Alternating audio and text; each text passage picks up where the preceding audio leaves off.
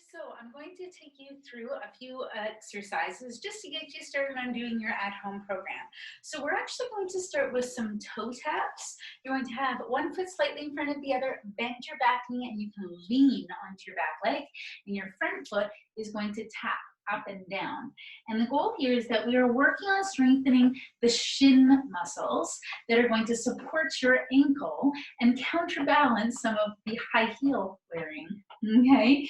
Then you're going to go side to side with your toes, trying to keep your knee as steady as you can. We're just doing about 10 straight and then 10 side to side, and then we'll switch. Straight up and down, and then side to side, doing your best to keep your knee as still as possible. Let me show you from this angle, so your knee's staying still and the foot is rotating. And then we're going to go into a squat next. So working on our quads, our hamstrings, and our glutes. We're going to stand with feet about shoulder width apart or slightly wider. Then we're going to sit our hips back as though we're sitting into a chair, and then coming back up. And our goal is to keep the knees lined up with our toes rather than letting them splay out or come into the front, okay?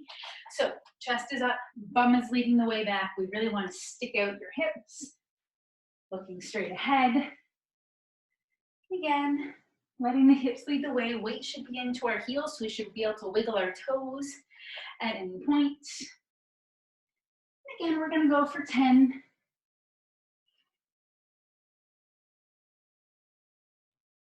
And last one. And then we're going to take our feet wide for a little plie squat. So knees and toes are slightly turned out. Chest is up tall, and our tailbone's going to go straight down to the floor for this one. This time knees are going wide. And as we come up, we're going to squeeze our inner thighs together. So we're coming down, up, and squeeze. On the side view, bum goes down rather than back for this one. So we're staying up tall with our chest and spine. Working inner thighs, again, glutes, quads, everything working together. 2 more like this. And now we're going to add a calf raise at the top. Down, calf raise at the top. So everything bends together, everything lifts together. Couple more.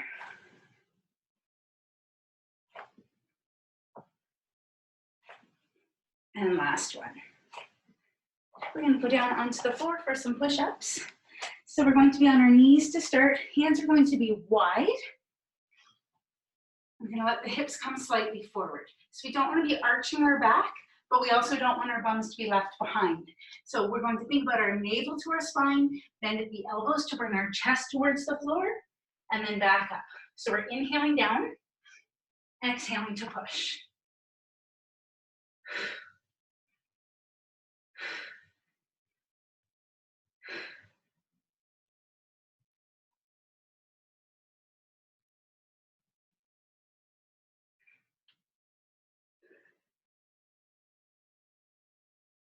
We're going to take a little break and have a seat. We're going to take our hands behind us. Fingers are going to turn towards our bum or out to the side. You're going to lift the hips, lift the chest into a bridge, making sure that your elbows are not locked. We're going to hold and breathe. So we're working triceps and shoulders and glutes. Static holds can sometimes be harder than moving through a range of motion. So we're just going to do our best here, holding and breathing. And then we're going to slowly lower. We want right down onto the floor.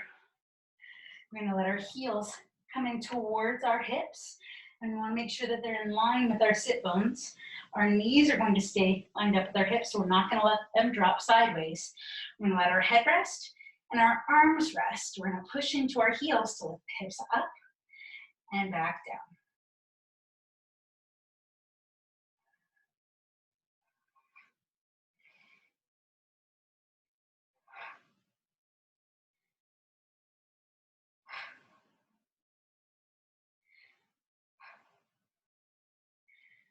Couple more. And then we're going to lift and hold. Now, while we're here, we're going to lift one heel up and then the other. So we're doing a little pedaling motion, holding our lower abdominals in, lifting up through those hips still. You're going to feel your thighs working a little bit differently.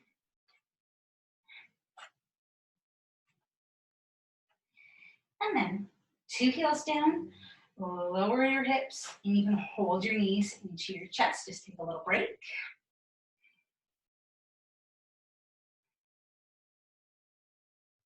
And then we're going to think navel to spine and bring our legs to a tabletop position. So we're aiming for 90 degrees at the knees and 90 degrees at the hips. Again, lower abs pulling down. Your back doesn't have to be flat here, but we do want to think about the abs holding in. Again, we're going to try not to use our arms, and then we're going to bring one thigh away from our tummy and back up, and then the other side. So we're making sure that we're moving from the hip joint, not the knee joint going up and down, but we're moving the whole thigh away from our core. And you can lower as far as it is able to go without letting your pelvis rock. So the hips and pelvis are going to stay steady as the leg is moving in your hip socket. And this is a great way to engage the core while supporting your spine fully on the floor. We're going to do one more each side. Continuing to breathe. And then we're going to pause and flex our feet. Then we're going to take one leg away from us. Now we're moving at the knee end to the hip joint. And then the other side. And again, the lower this leg comes away from your body, the harder it's going to be on your tummy muscles. But the angle of the leg is up to you. So if it gets too hard, we angle higher, because our main goal, again, is keeping our core still and steady and not letting our hips rock back and forth. Okay, we're protecting our back. Exhaling.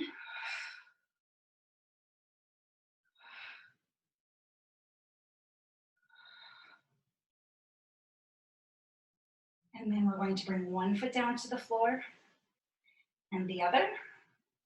And then we're going to bring the soles of our feet together, let the knees hang open to the side, and we're just going to take a little break here. Just letting everything rest and relax.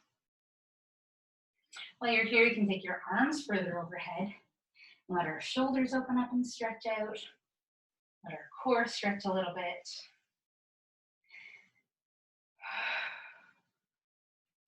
And then knees can come together. We'll roll over onto one side and come all the way up to standing. We've got one exercise left. We're going to do a little balance.